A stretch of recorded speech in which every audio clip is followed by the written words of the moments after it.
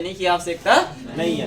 गर्भ निरोधक गोलियों के बारे में क्या करें, बताएं, सिर्फ बताने के लिए कहता है ना।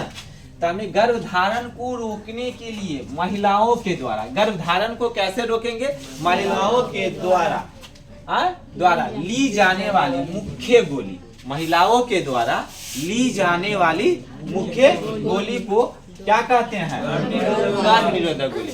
अब महिला जो दवा खाएंगे, महिला के द्वारा लिया जाएगा, महिला जो द्वारा दवा को क्या करेंगे, खाएंगे, उनसे बचेंगे। तो क्या उससे बचेंगे, वो गर्भधारण से क्या हो जाएंगे, वो बच जाएंगे।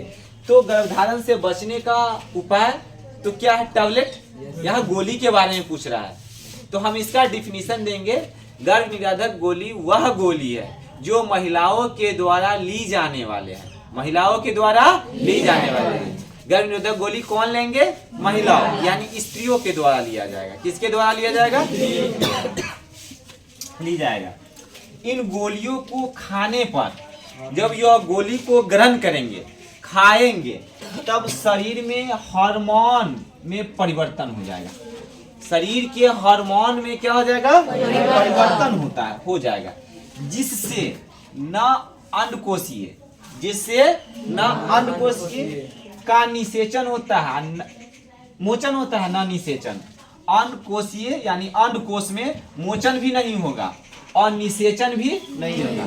तो अंड का मोचन, जैसे हम दवा को खाएं और दवा को खाने के बाद महिलाओं के शरीर में क्या हो जाएगा, परिवर्तन।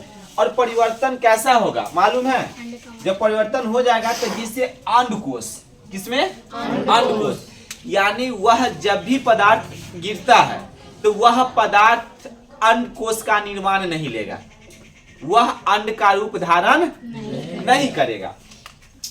पहले बच्चे जन्म नहीं लेते हैं, पहले उसका धारण होता है, अंड का निर्माण होता है, वह अंड का मोचन नहीं होगा, यानी अंड का विकास। जब अंड का विकास नहीं होगा तो उसका निषेचन भी नहीं होगा, न अंड का विकास होगा न अंड का निषेचन होगा।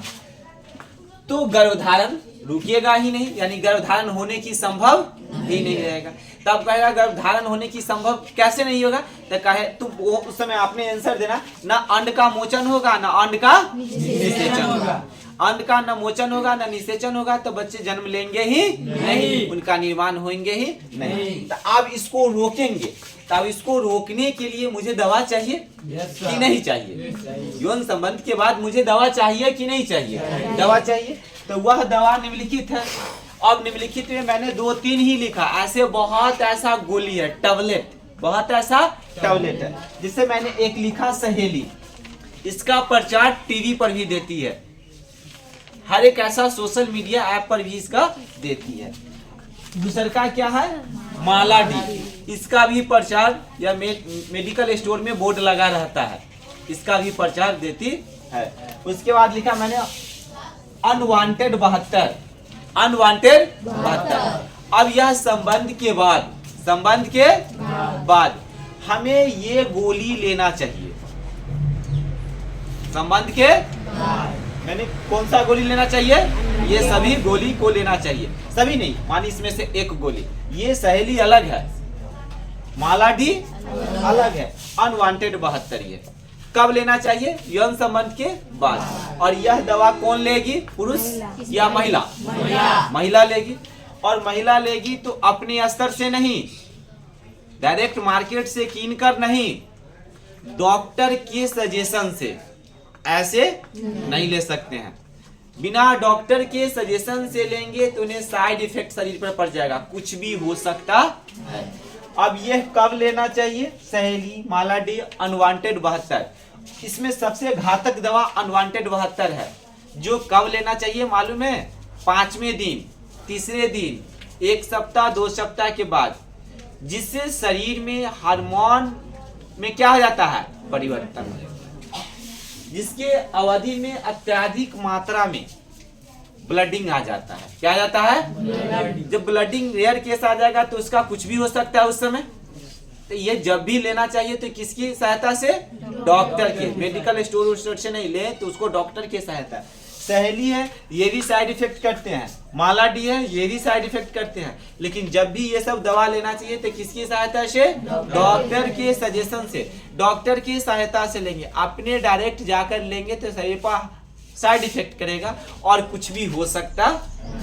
जो भी महिला अगर लेते हैं ये सभी डॉक्टर के सलाह से ही लेते हैं। एक बार पहले लेने के बाद उनके तो जानकारी हो जाती है, उसके बाद बिना डॉक्टर के आदेश से ये सब लेना नहीं चाहिए। अब आपसे कभी भी कोई क्वेश्चन पूछे, एग्जाम रिलेटिव क्वेश्चन या आउट ऑफ क्वेश्चन, चाहे आपके एग्जाम में भी अगर क्वेश्चन पूछता है तो आप ध्यान देंगे उसमें एक ही बात को, गर्भ निरोधक गोली के बारे में बताए। तो जैसी गर्भ निरोधक गोली के बारे में बताया तो सिर्फ क्या पूछ रहा है क्वेश्चन? दवा के बारे में, यानी टैबलेट के बारे में। तो गर्भ निरोधक गोली कौन लेगा? महिलाओं। ये किसके लिए है? महिलाओं के लिए। जब महिलाओं के लिए है तो यह महिला किसकी सलाह से लेगी? डॉक्टर की सलाह से, अपने सलाह से नहीं ले सकते हैं। जो भी आपको निजी स्वास्थ्य केंद्र हो, पीएचसी हो या नजदीकी कोई डॉक्टर हो जो जानकार हो, उनके सहायता से ही हम ये ले सकते हैं, ऐसे ले सकते नहीं है। अगर ऐसे लेते हैं तो कोई भी हादसा हो सकता है। अपने मन से ये सब दवा लेने की आवश्यकता नहीं है। फिर से इसको समझे एक वर्ड में। गर्भ गोली के बारे में बताए, गर्भधारण को रोकने के लिए, गर्भधारण को रोकने के लिए महिलाओं के द्वारा ली जाने वाले गोली को क्या कहते हैं? गर्भ निरोधक गोली। ठीक है, यह गोली को खाने पर शरीर में क्या हो जाता है?